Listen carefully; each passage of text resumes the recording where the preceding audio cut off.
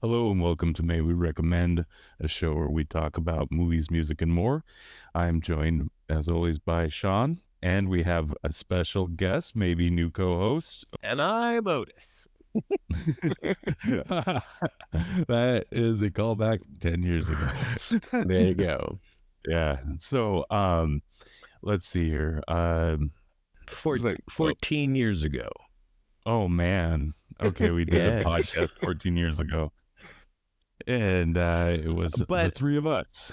I do feel like it should be noted, it wasn't one of those things where it was like before it was cool that we did a podcast. Like we didn't do it early enough to be cool. We were definitely way after it was cool. Like that wasn't a thing. No, I don't think we came into its prime yet. I mean, just like now. Just like now. I think we got in early and got out before it hit. Yeah, I guess we did. You know, just like every stocks I've ever played with. Yeah, me too. So it goes. Oh man, I'll tell you this much. I miss it. I do. I miss talking about nothing. The news of the day. We did stupid little segments. That was fun. It was really just pure fun. You know. Well, you know, for me, it's always been the thing that just beneficially, it's like it's always been a benefit to my mental health. Just to hang out and talk with dudes on a regular is a wonderful thing.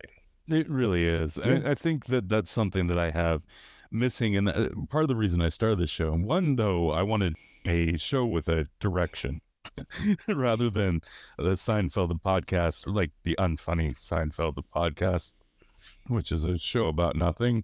I think that's what we had before. And this one I was like, oh, we'll get into that really niche market of straight white dudes talking about movies. Yeah. It's like every channel on YouTube. Yeah. Right. I did not want to do a rewatch podcast where like we watch a film and then talk about it. I wanted to do a recommendation podcast where we watch a film and recommend it by talking about it. Yeah, there's a really fine line there. It's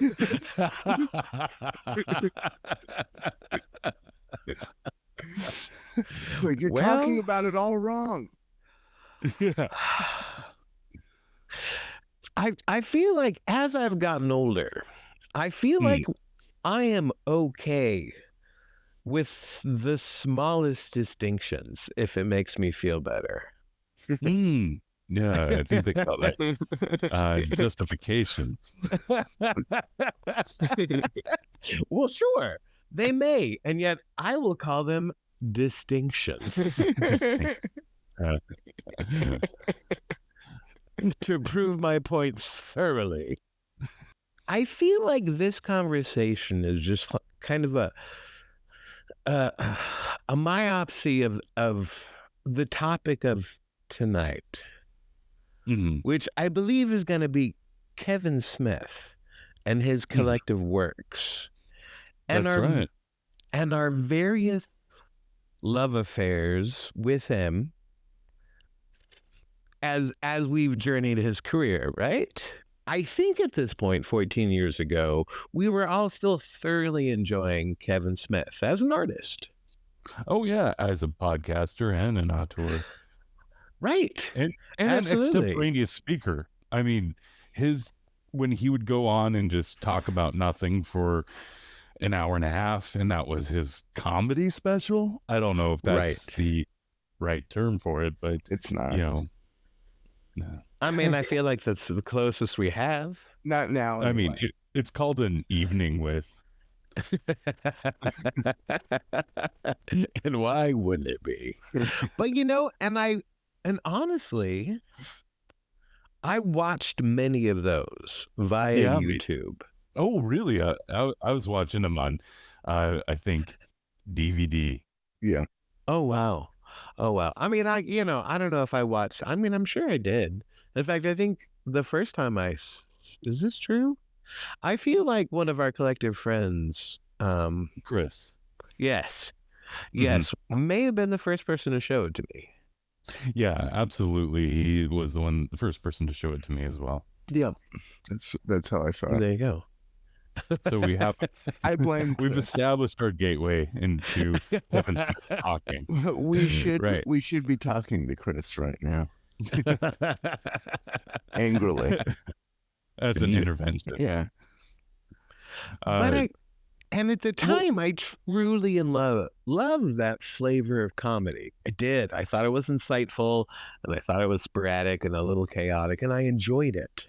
Well, and it was juvenile, and that was fun too. Like, let's go back to his first movie, right? Clerks. Sure. I think it still holds up pretty well. I think that it's an okay movie. Like, it's very amateur, but it captures something of the time, and I still have a nostalgia for it. I can recognize that it's definitely a freshman film, you know. Oh, for sure. But there's elements in it that I think made him his career, and he keeps going back to that well. I really don't think he progressed much as a filmmaker. So Clerks is kind of his best outing because he had something to lose. Do you think it's his? Do you think it's his best outing? His very first outing was his best work. Yeah, I think so. Absolutely. I can look at, you've got Dogma, Jersey Girl,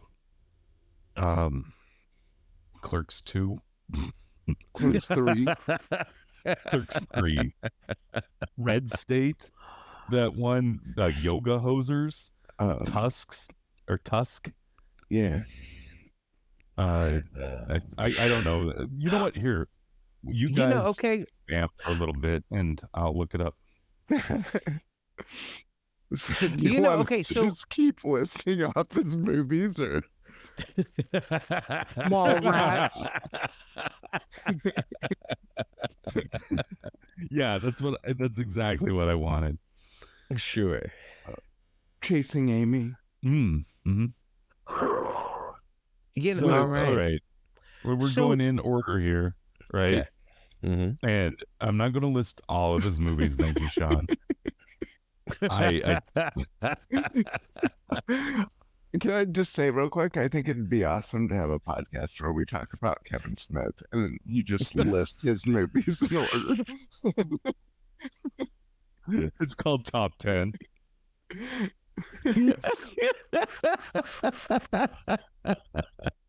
Oh, that's very silly. I thought that's what this was. Okay, so I guess it goes Clerks, then Mallrats. I just was trying to see if I could remember in order. Mallrats, also pretty okay. I did not care for Dogma. I remember liking it. Honestly, I mean, you kind of can't see it right now, right? It's really difficult to see, right? It is very difficult to see it right now. So if you want to watch it, I think your best bet is to try to find it at like a DVD at Goodwill. No joke. Yeah, for real. Like no joke. Right. Why is that? It's not streaming anywhere, is what you're saying? Oh, it's not streaming. Well, so it's not streaming because of the Harvey Weinstein stuff. Oh, right.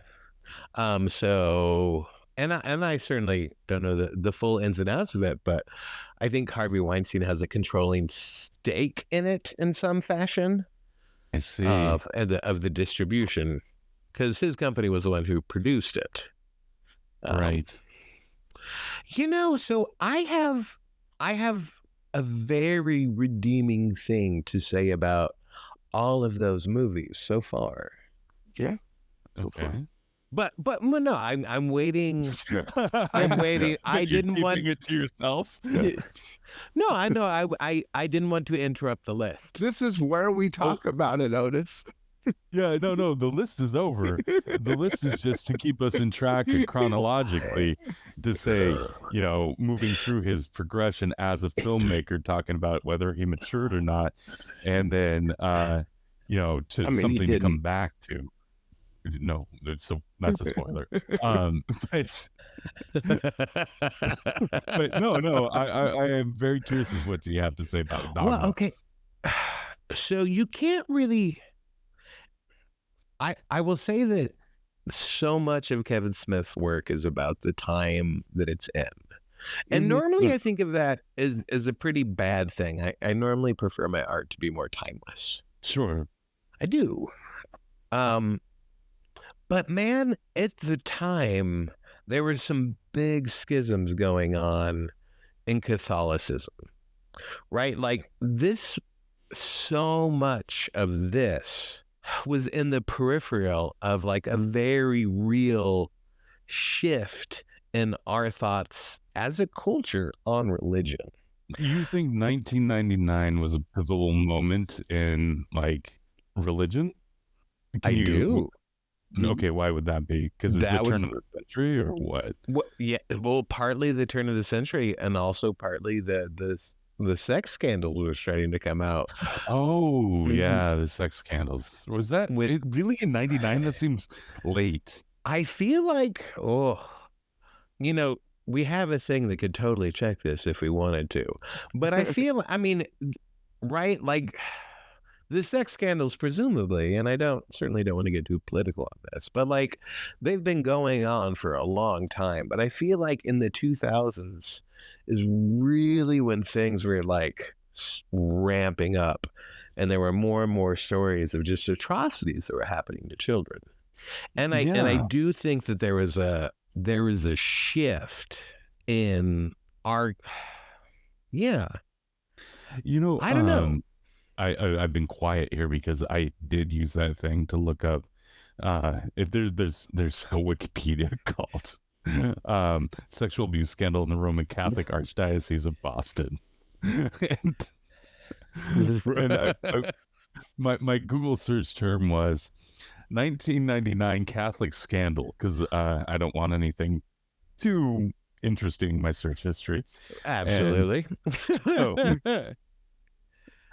So there was two that popped up. The first one was in Boston, and the second one was just Catholic Church sexual abuse cases. Now, these are not topics I want to cover. Absolutely not. Okay. So, because I don't know how I can make anything of that other than that's terrible. I just thought it was interesting. I'm actually an editor on that wiki page. Yeah, but it shows that you just do deletions. It's still an edit. I mean, no, and you're right. But can you, because that movie inherently questions religion. Yeah. Mm-hmm. And I think, but not necessarily in a bad way too.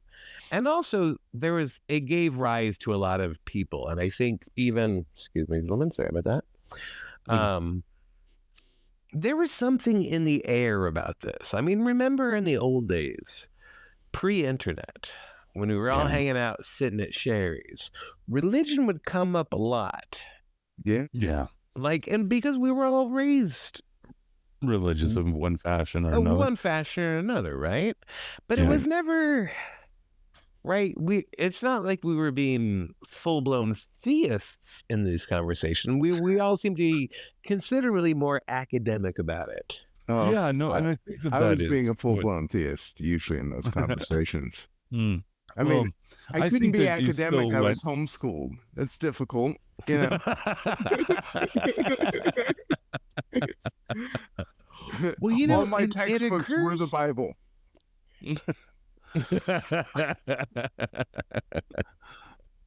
I mean, but at the time, even, I mean, Lair, you were super into Catholicism at the time, and I still am. Theology is something to me that is fascinating to no end. Absolutely. Like, I love religions, cults, cult religions. I just find them like as a species to have created such things and then to adhere to them so tightly that it will never not be a source of fascination. I mean, it is so very telling of our species, but it scares me the things that it tells. Right? That are like, we have the capability to do these things, to construct these very intense links. I don't know. Yeah. I am also super fascinated by the constructs of society. Yeah, but I don't think that Dogma tackles any of that. I mean, it's got mixed theology in it. Um, it's just it's like a child telling you what he thought about the Bible. You know, So I always thought that it made people angry because of all the women that he put in God's position. It was Alanis Morissette. I thought that was what it's like her. you know, at the time, I thought Alanis Morissette was very cute. You know, for sure. I mean, that's but nice. Also, but would you make her God? I would not make her God. I mean, I don't think that putting any particular figurehead there would make anybody happy. Well, I always thought it was lovely, though, that it was Alanis Morissette, because, of course, the whole thing is her voice can kill you. Right. Right. I mean, that's not a subtle dig, is it? No. Oh my gosh. Like, is it the best joke in the world? No, of course not. But it tickles me every time. I don't think that was intentional. Oh, how could it not be? I don't think it was. I think that they were friends. I don't think that he was being mean to her. And why would she take that position? You know. Yeah, I have to agree. No, but I mean, think they were just friends. Yeah, and I know, but I think his thought went no deeper than I'm going to put a woman in as God, and that'll make people angry. Yeah. No. I don't think that's it at all. Well, no, I do think he thought about that actually. Yeah. In fact, I think he covered that he knew that it would make people angry that he put a woman as God for sure. Yeah. I think that I think he just knew Alanis Morissette in some way or another. And he thought it would be funny if he made her God, and extra funny that he made her, right? Nope. I'm saying it is completely surface level. I think it's just woman is God is funny. That's it. Full stop. Oh, see. Oh, I just. I listened to this guy talk for hours. Sure. So have I. It's scatological humor. Which is your least favorite kind of humor? It is my least favorite kind of humor. I don't go for that. You really don't? No, not at all. And then we have juvenile like sex jokes. Like I can't think of anything more deep that he goes into. He doesn't like get into like the minutia of why he does these things. He just is like blah blah blah, and then laughs at his own joke. Well, there was that time where he made a movie about a lesbian written by Kevin Smith, where the whole movie is her leaving her sexuality to be with Ben Affleck, which there really is bizarre. There's a line in that movie about why she left them, because sometimes they just need a man. I don't think like he's going like more than one layer deep, Otis. I think I think that was his first attempt, right? Is he's like, okay, I've got something to say, and he's like, goes into his little room and he's writing, and he's like, I'm doing really good here, and he comes out and it's just women need dick. It's like, okay. Am I going to have to put an explicit filter on this one so we can just talk Yes, freely? we're talking about Kevin Smith. I know. I know, it's Kevin really Smith. difficult. It's really hard because, like, the line is, she just needed a good dicking. A deep dicking, I think is what he said. Was that the tagline? Yeah, well, that wasn't the tagline, but that was, like, what they said about her coming around. Oh, Right. that's got to be. See, I feel like that has to be tongue in cheek, Yeah. right? I mean, It's I can gotta see be. where you would think that, but I don't think it was. Oh my gosh. I'll tell Okay, you this. I so do think that you're right about him capturing the spirit of the time, and I think that he speaks to that juvenile population as well. There's like a teen angstiness to him, and there's pseudo intellectualism, which we're all guilty of. But he's like, I know a little about something, and then I'm going to expound on that. Yeah, I just think he had this huge opportunity because at the time there weren't a whole lot of movies made involving lesbians. I mean, I think Bound came out prior to that. Yeah, Bound did come out, and I think that might be a better movie. Yeah. Well, I do think Bound is probably a better movie, but I feel like this casts a brighter light on a no on like a protagonist homosexual. Like there wasn't too many. Well, no, Philadelphia came out, although that was such a complicated movie. Like in its time, right?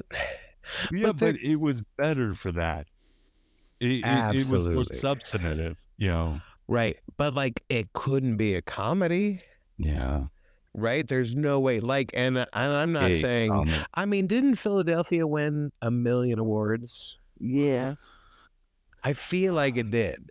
And so, of course, it's a stunning movie. Like, of course. Let's see here. Let's look up. What, 96 and Chasing Amy was like 99.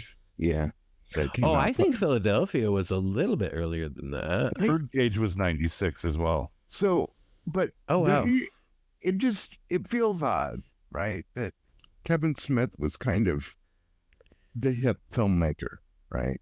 He was still kind of on fire, and he could have used that to really say something, and it just feels like he wasted it. He didn't really say anything with Chasing Amy. I'm gonna say that back to Otis's point about this being like a lead gay film or lesbian film, but like as far as like films of that ilk, I mean, 1995, Tu Wong Fu, Thanks for Everything, Julie Newmar, Birdcage 96, and Bound in 96. So they all came out 2 years prior. Mm-hmm. Sure. Yeah, I mean, but I still think just because it wasn't the first, I still think it retained some value because it was going, if the point is to normalize, that sounds awful in hindsight, right? No, I don't think so, because a lot of the movies in the 80s and earlier definitely demonized homosexuality. Oh, absolutely, yeah. This is more humanizing them. Okay, that's a much better term. So yeah, I still think it was beneficial to humanize homosexuality, even if it's not the first one to punch, right? But don't you think, like, if you're going to humanize homosexuality, like, he should have just had, like, what was her name in the movie? Like, Alyssa or something. The lesbian. Like, I can't remember the character name. She probably shouldn't have slept with Ben Affleck. Right. because it just makes it feel like, oh, like she just needed dick. Mhm.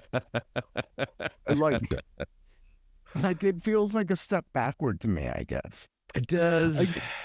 I also want to say that I'm not qualified to really speak. I feel odd like speaking on behalf of like the gay community. It's just like looking back at it, it feels, for lack of a better term, problematic. You know, because I remember when Chasing Amy came out, I thought it was like his first attempt at like making a real movie, because it felt like it was dealing with there were dramatic parts, you know, because Mallrats was it was just goofy, kind of like Clerks, and then it felt like this had dramatic moments, right? But when I think back on it, and I haven't seen it probably in a decade, I'm like, yeah, I mean, it's got like dramatic moments, but it all really comes down to a dude wants to sleep with a girl, and it feels like he convinces her to sleep with him. And then in the end, she's like, oh, yeah, you know, I loved you because you were persistent or whatever. I think it sends the wrong message. Like, you can just like needle or whittle someone down, you know. It's like, but I love you. Okay. And I mean, you're a woman. I'm a man. And he like convinces her. It just feels kind of gross now. But I mean, and again, I feel like, yeah, absolutely. That is absolutely problematic now. But so, I mean, I think cinema is especially at risk of that, because so much of our cinema that we just adore is very problematic. oh, So sure. like cinema lends itself to that.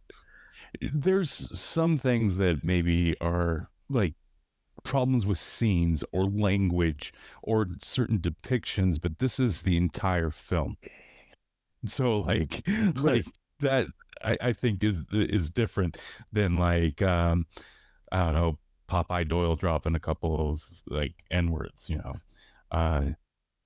Like I think that there's things of its time, and this is definitely of its time, but like it was the thesis of the film. Right.